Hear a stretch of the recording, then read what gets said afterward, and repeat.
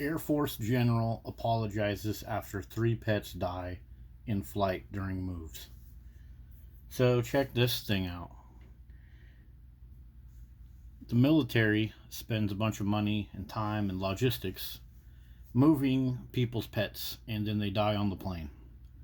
So Air Force generals are worried about people's dogs.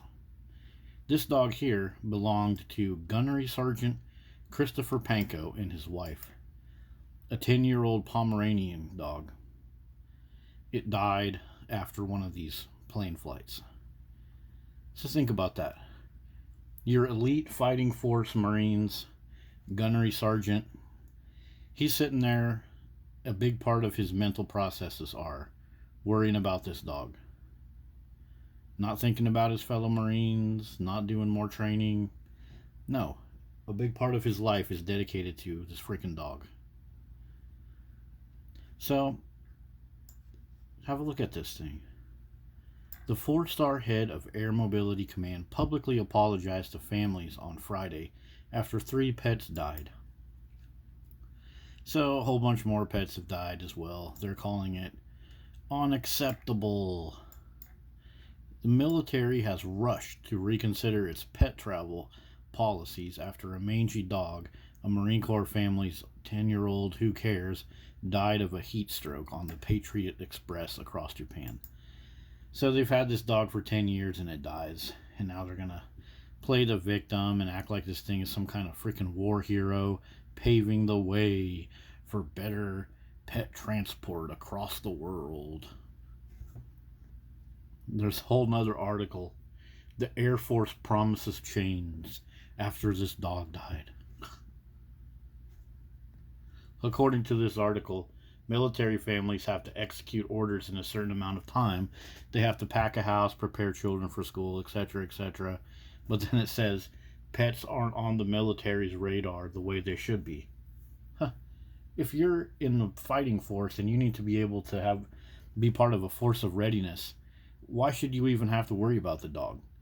Let the family take care of the dog. Let somebody else on the base or back in America take care of the dog. Why do these dogs need to be carted across the world in planes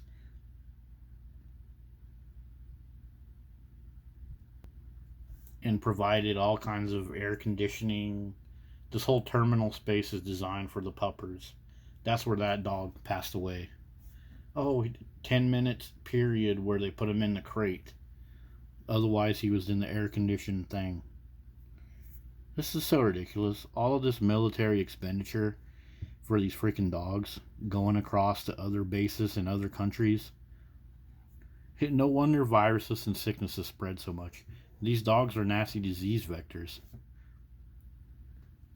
46,000 of them have been transported in the last 5 years. Wow. So check it out. It's these bully breed type dogs, the pugs and the pit bulls and stuff, that die the most often because they can't breathe. Well, no kidding. They can't breathe. Their heart rates go through the roof when you put them in those crates. So dog owners themselves, these people that are spoiling dogs on the taxpayer dime, their military career is partly dedicated to spoiling dogs. These people are the true dog abusers. Civilian dog statistics have already proven these dogs 180 beats per minute when they're putting them on these crates. No wonder that little Pomeranian freaking croaked over. This thing probably had a heart attack. Plus, it's 10 years old already. You know, basically the thing is past its expiration rate already. This whole thing kind of contradicts itself too. They said they're going to diligently improve this and they're going to teach service members about the inherent risks of pets. Well, they should have known that already. They're in the military. They should have a good level of intelligence. But then it says right here that the federal government already knew this. So they're going to teach service members something, but the federal government already knew it. So they're just wasting all this money, time, and resources transporting dogs around, and then a portion of the dogs die anyways. So you got military people that are supposed to be focusing on their military job, and they're down on the ground, boots on the ground, doing whatever they do. And part of their little brain is like, oh, I wonder if my dog's okay. He's up there in that plane. Oh, golly. That's not right. So look at all this special stuff they're doing for the dogs at the air terminals. The 730th Air Mobility Squadron is getting an aircraft air conditioning cart to help keep pet cool while they're loaded onto the jet. All this stuff to cool these damn dogs down. And then what are they going to do? Oh, global warming, guys. You need to use less water, drive your car less.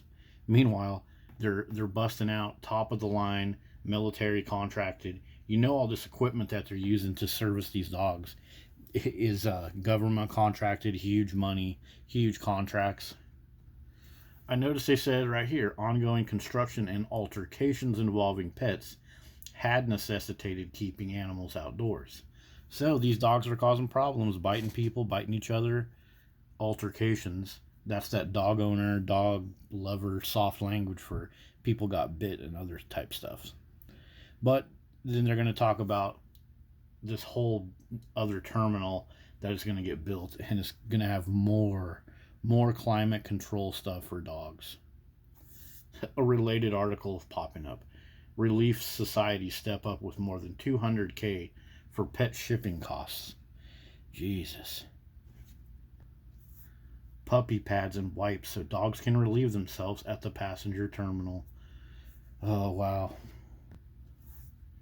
Age, pet health, all these contributing factors that make these dogs get sick and die. And some of them even die after they get off the plane, like a couple days later, because they basically have heart attacks and other stuff.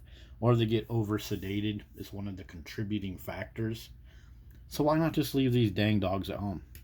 Can you imagine living in a foreign country where things are tough and living conditions aren't that great and you're struggling for whatever, equipment or food, or, you know, you have a severed limb, and then these military people are living in your country with these spoiled dogs that get thousands and thousands of dollars spent on them?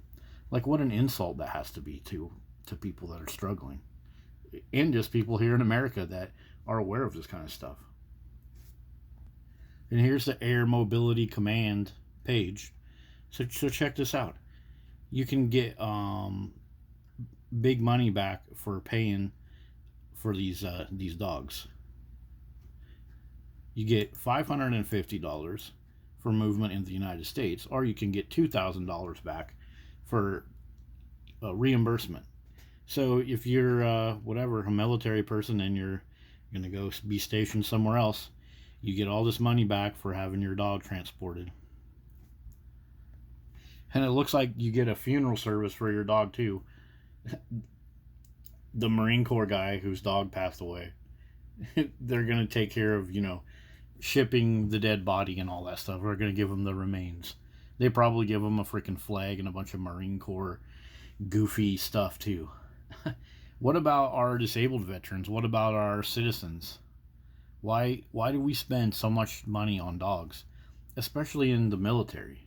This is like a military operation, not like a dog spoiling operation.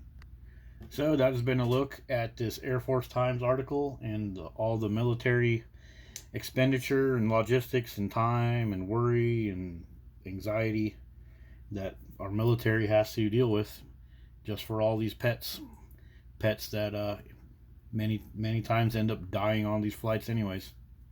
So hope you're enjoy paying taxes for other people's spoiled dogs that are serving in the military. See you guys later.